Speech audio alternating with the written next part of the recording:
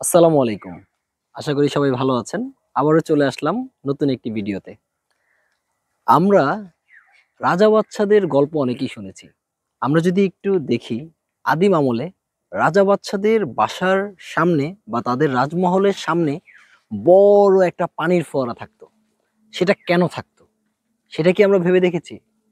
সেটা থাকার পেছনের গল্পটা হচ্ছে, এই যে যেই পানির ফোয়ারাটা তাদের বাসার সামনেতে থাকতো, সেখান থেকে যখন পানি জলীয় বাষ্প আকারে উপরের দিকে উঠে আসতো, সেটা আবার বাতাসের সাথে সাথে বাড়ির ভিতরের দিকে প্রবেশ করত এবং এতে বাড়ির ভিতরের পরিবেশে একটা ঠান্ডা মৃদু বাতাস প্রবাহিত হতে থাকতো সব সময়।